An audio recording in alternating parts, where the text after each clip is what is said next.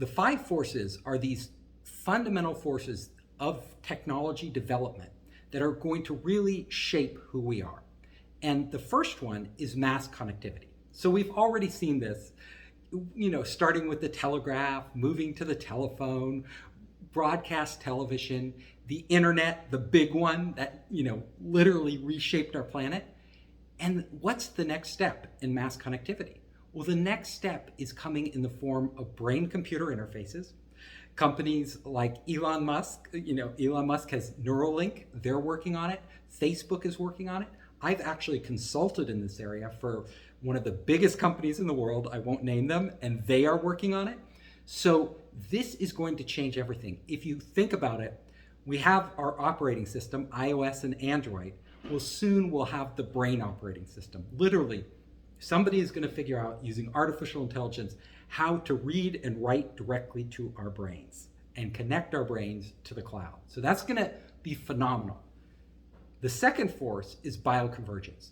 We have unlocked the knowledge to actually reprogram our genes. Using technologies like CRISPR, we can now edit genes, creating species of plants and animals that never existed before. It is, when you think about it, we could create these monsters out there and you can do it in your house. Biohackers are actually gene editing at home because the equipment is just a few $1,000s. In fact, a basic gene editing kit is a few $100s.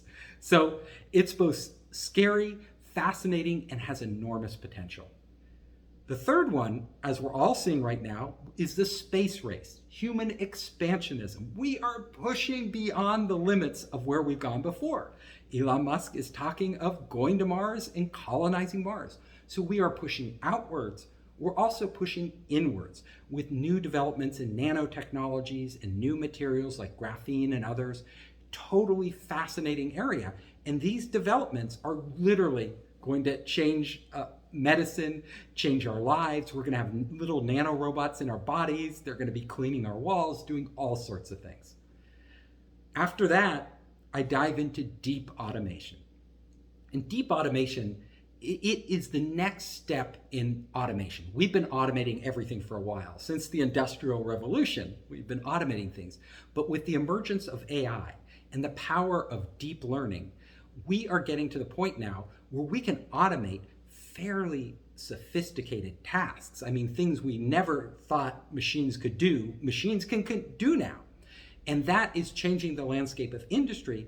It's also changing how we operate in the world. It's also affecting our privacy, their data issues, all of that. And how will this develop over the next 10 or 20 years?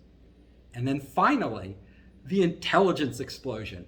So there is, right now, people are working on AGI, artificial general intelligence. OpenAI is working on this. The idea is that you can get a machine that can be as smart, indistinguishable from humans, the Turing test. So we are getting pretty close to that right now. Some people think we've even crossed that line. However, once machines can actually code themselves, rewrite themselves, we're going to see an exponential explosion in how fast and smart these machines can grow. Because if you think about it, human coders are slow. We are slow machines. But an algorithm working to iterating on itself, coding itself, could improve itself at a rate that's phenomenal. That's almost mind-boggling. And then you couple that with robots, more sophisticated robots, some that will be humanoid, others that will be all sorts of shapes and sizes, self-evolving robots, that evolutionary, that rebuild themselves. And we're going to be living in a radically transformed world in the future. So I'm looking at what cutting edge research is going on in universities, in laboratories, in startups, and in big corporations around the world right now. What are they doing? What are they building?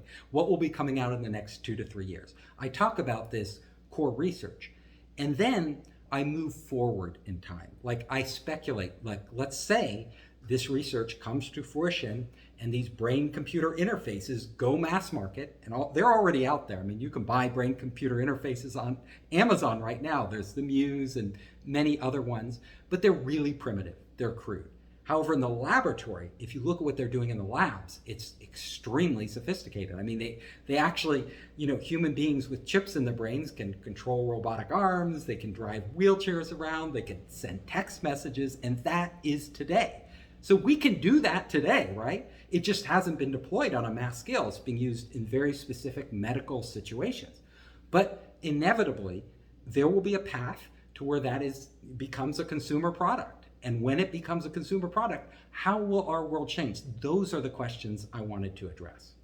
I try to paint a very balanced picture. So I try to emphasize all the positive things. I mean, these technologies are absolutely amazing in what they can do for us and change our lives, change our health. All these things we've been suffering with for millennia can actually be fixed. I also point out some of the dangers, but the dangers are really depend on how society employs. These are just tools, right? So how do we use these tools? And we have those decisions to make now. And one of my purposes in the book was highlight these so that people can actually decide how we want to use these technologies.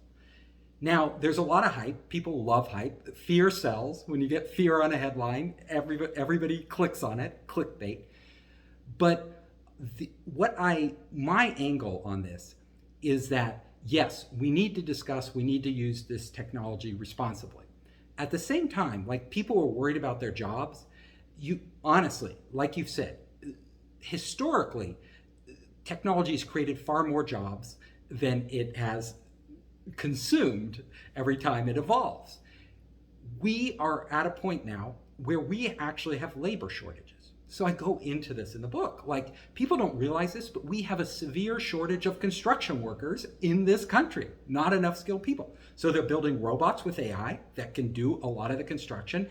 They have AI systems that can manage the construction sites. All of this makes it so much more efficient so you can do more with less. We have a huge shortage right now of farm workers. Nobody wants to work on a farm. It is brutal work. The only people we can find are from across the border, and they are having trouble getting across. And so and they're only coming here because they're desperate. Let's face it. That's the only reason they're taking those jobs. At some point, farmers today, and I highlight this in my book, they are using robots more and more and more to do everything you can imagine on farm. Even very delicate tasks like picking berries. It's hard for me to actually pick a blackberry when I'm walking around and I see a blackberry bush without crushing it. Well, they have robots now that can actually do it better than I can. And that is just unbelievable. So, we're automating the entire farming process. We also are approaching 10 billion people on the earth. We'll get there eventually. We need to feed these people. That's a lot more food, and we're facing climate change. How do you do that?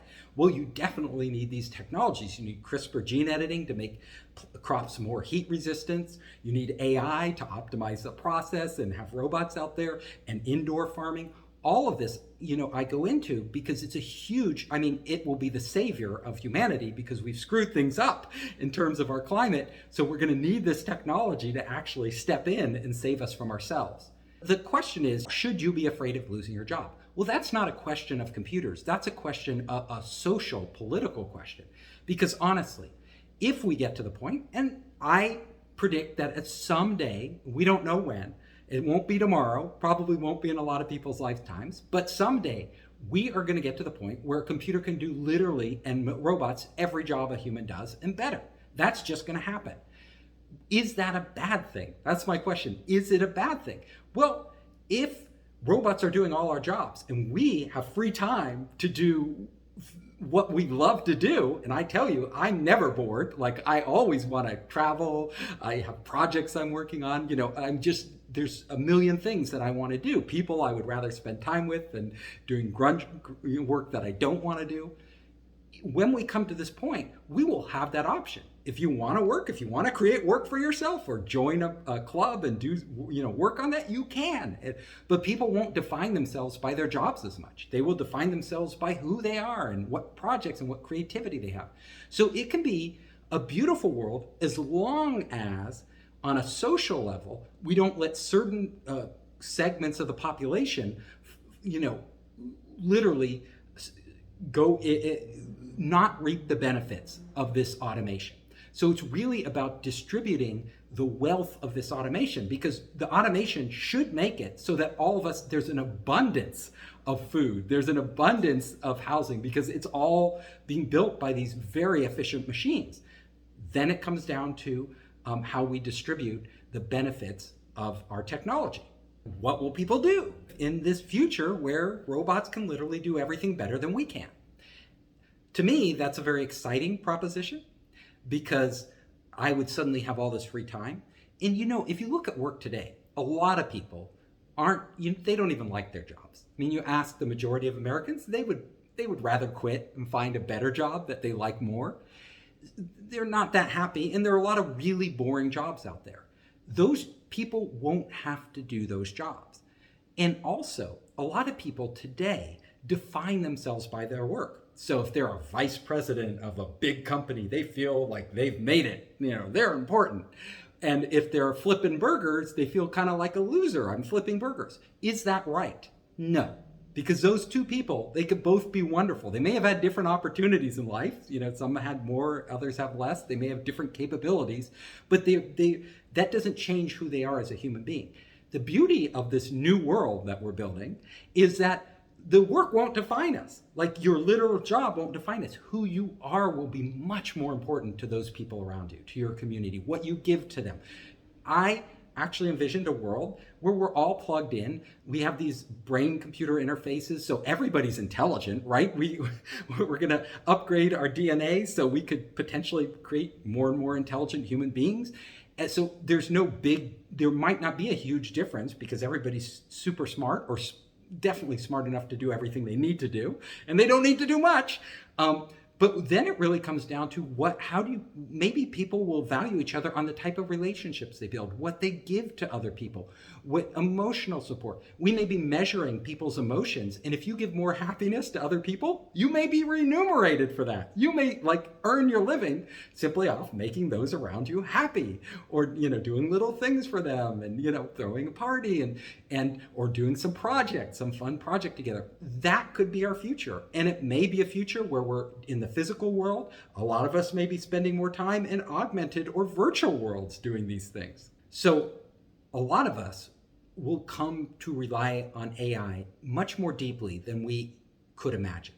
So we can already see where it's nice to have AI choose a restaurant for us, so that we don't have to go through Yelp, tapping and looking at all the reviews, but AI knows us, knows our taste, knows what restaurants are there, guides us to the restaurant. By the time we get there, the dishes we like have already been chosen for us, saving us time.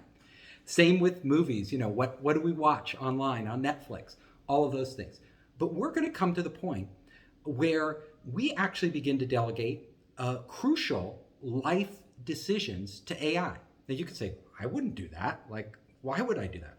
Well, imagine you're looking for a job. And I was just talking to somebody today, and he said he went through 80 job interviews and he still hasn't gotten a job. This guy was so frustrated today. He spent 45 minutes telling me how frustrated he was with these HR people. They don't respond. He comes in, he does an interview, nobody calls him back. They're ghosting him. In the future, we will have AI that literally knows us. It tracks us at work with our permissions, of course, tracks us, finds out what skills we're really good at. And then it can tell us if there's another job out there that we would like more, that's a better match for who we are, for what we can deliver, for where we want to go with our career. And it can hook us up with that. Boom, we could take that job. We don't have to spend forever looking and doing all this stuff, especially if you're unemployed. It's super pain if you're unemployed, because you need that job right away. That's a major life decision. What job do I take? Should I quit my current job? You'll delegate that to AI. And why wouldn't you? Because it provides so much value. You get to other decisions. I'm trying to find somebody I can connect with, somebody I can eventually marry. How do I find this person? Well, today you can go on Tinder or Bumble or any of these apps, OkCupid, and you're flipping through these people, and it's like a pain, and people there are ghosting you. And then you may finally, get a date with somebody. You go out and they're just not the right person. In the first 2 minutes, it is not going anywhere, and you have to start over. That is a pain. If you could have an AI that says, look, you know me, you've been tracking me, can you find that right person for me? Do you think people would use it? I think so, because it provides so much value. So the upside is clear. Like, these AIs are going to make our life better. They're going to take a lot of the pain out of our life and provide us with a lot of happiness. Downsides, you have to look at that too. How far do we go in delegating our decision making to AIs? Like, at the end of the day, if an AI is picking our jobs, picking our spouses, telling us where to eat and what to eat, and literally doing everything we need to do, finding our next house and educating our children, aren't we supposed to make those decisions? Is our life our own? Or is it like, are we just like handing it off to an AI and just kind of going through the motions without making any real decisions? So we get to this balance. And I like to say, people won't adopt these AIs unless they are incredibly good at what they do. So if we have bad AIs that don't do a good job, you don't have to worry. But if the AI does like an incredible job, we will invite them into our lives, and we may not be able to live without them. This is a really interesting problem. AI is manipulating your feed in Facebook, for example. And every time you open Facebook, you're getting nudges like what to read, what articles to read, what to click on, which friends you should pay attention to. Some of these are good, and some, as we've seen, are not so good. Like, they're pumping out fake news and things like that because they're clickbait. They get a lot of reactions, but they misinform you. So these problems can be solved by us. These aren't insurmountable problems. Some of it is which applications you tend to use. Are you going to use ones that do positive things for you? Or are you going to use ones that kind of lead you down a bad rabbit hole? Companies don't always act responsibly, but all of us, hopefully, will be able to choose which applications and services we consume.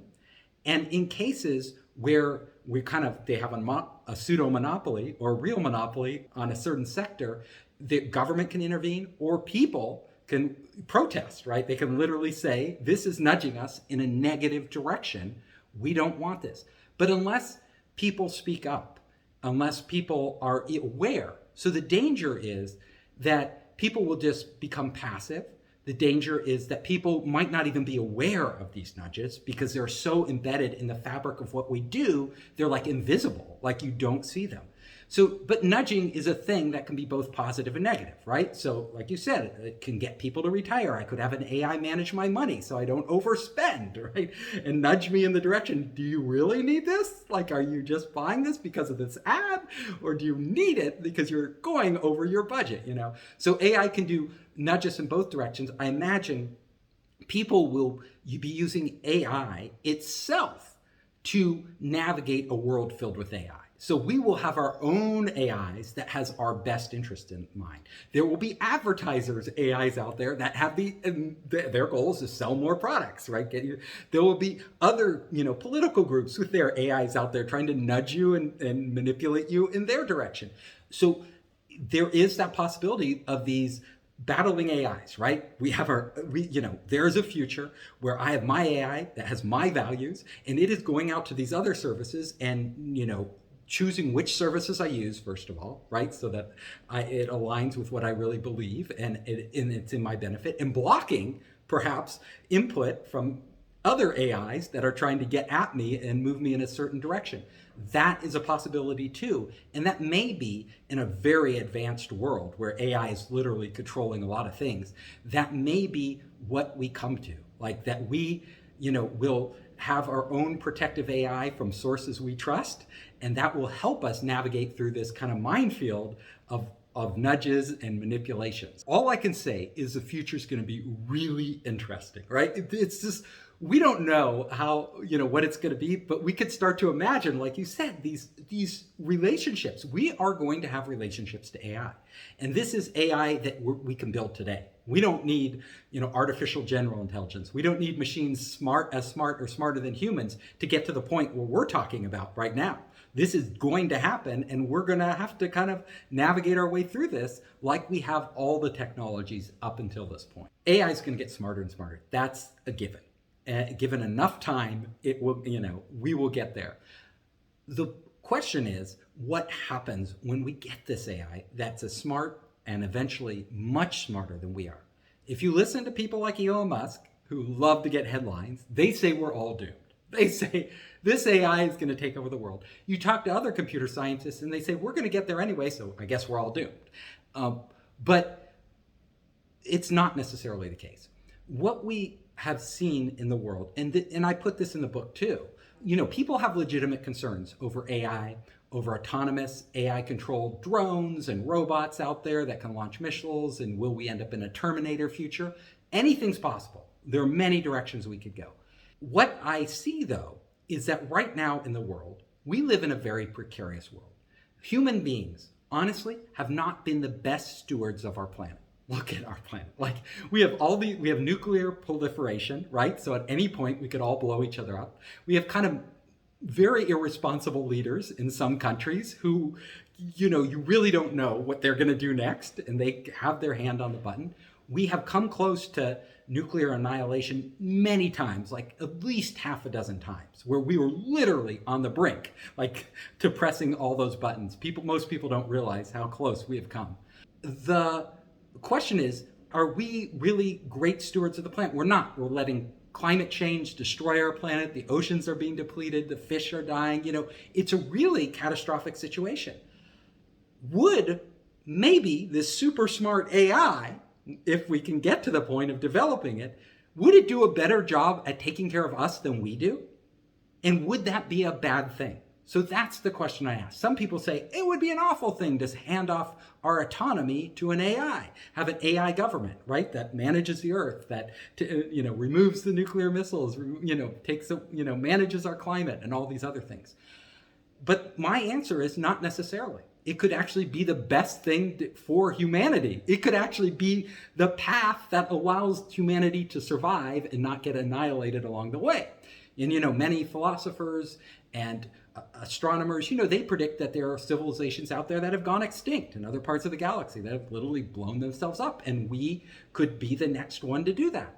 So AI, as it evolves and it starts to manage our economies, which it will, manage our markets, which, it's already in markets, playing a role in markets, and a bigger and bigger role every year, manage everything from power grids to, like we said, our personal lives. Is that necessarily a bad thing? Or will that actually make humanity a much safer place, much happier place, much more an abundant place? These are open questions. And my answer is pretty clear. We have the potential to go either direction. We'll probably wind up somewhere in the middle, like we always do. But we have the potential to use artificial intelligence to literally create a nirvana, like a heaven on earth, like a much, much, much better, more stable earth than we've ever had, without wars, without anybody going hungry, with people getting good education. Or AI could be used for, by governments to totally control people and do all these awful things, surveillance, and take away our privacy. So those are the two extremes, and we are right now somewhere in the middle. My prediction is we'll probably end up being somewhere in the middle, but we could push it towards the more positive side. If you don't want robots to eliminate humans to make the environment better, you have to have a more sophisticated algorithm that actually recognizes the reason we want the environment better is so that humans can have a richer, happier, more comfortable life on this planet. That is why you're doing it. So eliminating them is not an option. So you can get around these problems. It's really interesting, the cultural differences, because I used to live in Japan. I've spent a lot of time in China. They are very pro-robot, very pro-AI. They don't see a lot of the things we see. We're a more individualistic society. So we see any threat to our freedom, any type of manipulation of us as a bad thing. They tend to be group cultures, community, they operate as a group. Everybody views themselves less as an individual and more as a part of this group. And what's good for the group tends to be good for everybody. So they see robots as joining the group and actually helping them.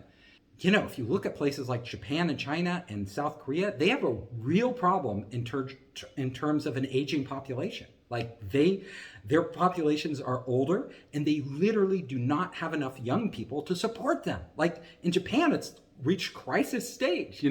If all the young people in Japan, if all they did was take care of the old people, they still wouldn't have enough young people. They need to they need to run their factories. They need to do all these things. So robots are the solution. They are the only really sound solution to that type of problem. And the world's population is actually not increasing at the rate we thought it was. And at a certain point, it's going to level off and potentially even decline. So we may need these robots just to keep at the level we're at now in terms of productivity and services. And definitely if we want to have any improvement, and I know a lot of people in old age homes that like nobody visits them, it's really, really sad.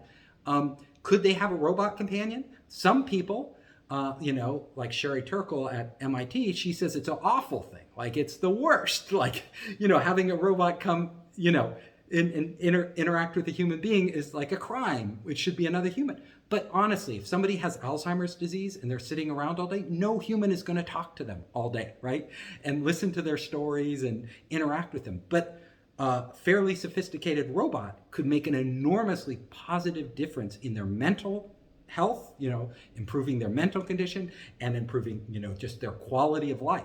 So I see these as really positive development. If we don't develop AGI, if we don't have this intelligence explosion where machines can become incredibly smart, if we stay at about the same level we are now, maybe a little more advanced with our AI, they will be dogs and horses, no doubt, right? They will be some of them will be incredibly useful, but they won't really have their own free will. They won't have anything that resembles sentience or human consciousness, although they will be able to perform very sophisticated tasks much better than us, but in a very narrow range without really understanding what they're doing. However, should we get to the point where we develop machines that can literally mimic human beings, and by that I mean you would never know that they aren't conscious. Could you know that they are conscious is a philosophical question, because you couldn't know that either. We'll never know. Like, we can't get inside their head. They can't really get inside our head. I can't even get inside your head. Like, I don't know if you're conscious. I don't know if you're a robot. But, honestly, we can't get inside anybody else's head right now to really see the world from their view. We don't really know what consciousness is. We only know what we experience as individuals. So we would end up treating them like they're conscious. Now, the question is, how much autonomy do we give them once they reach that level? And perhaps even they're much smarter than us. So will they demand this autonomy? If they evolve to the point and their algorithms are given freedom to actually think and act on their own behalf, I imagine they would. Like anything that thinks and acts on their own behalf, they may even believe in the core of whatever they are, that they are conscious, and therefore every action they take would be indistinguishable from a conscious being, right? Indistinguishable. So at a certain point, I think we would have to recognize their rights. And as human beings, like if you put a person, they did these experiments, which were just mind-blowing. I write about this in the book, where they asked people who had gotten to know a robot over a certain amount of time, and they started with children, they're asking children, and they said, would you rather I kill this robot or some other human being that you don't know out there?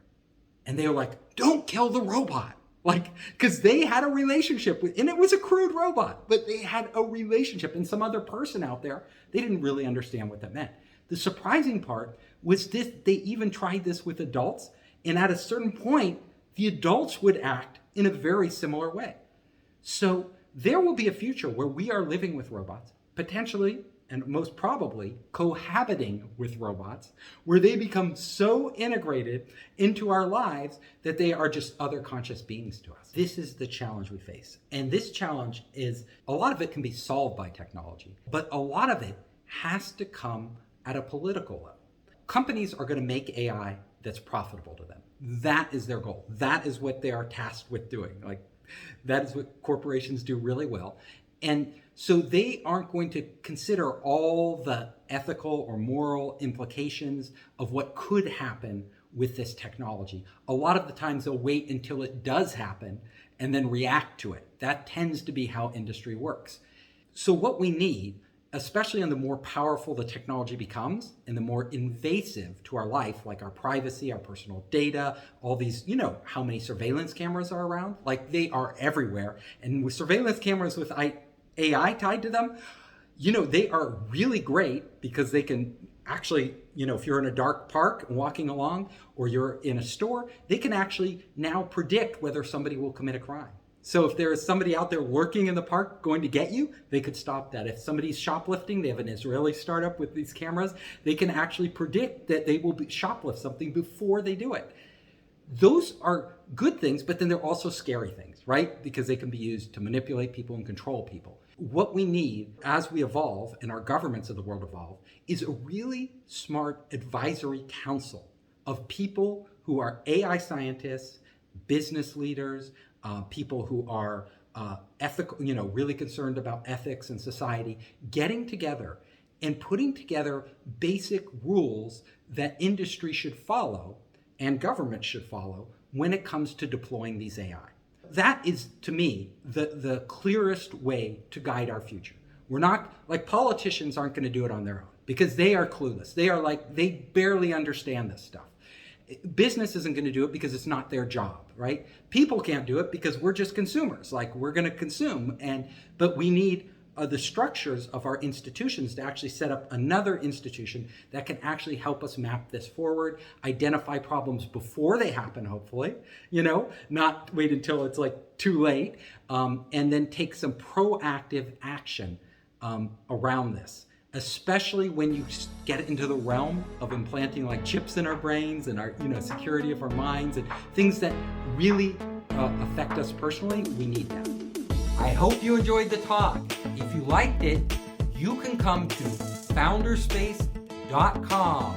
You can check out our latest events, contact us, and see my latest books, Make Elephants Fly, Surviving a Startup, and The 5 Forces. You can also find me on all the major social networks. Just search for Founderspace.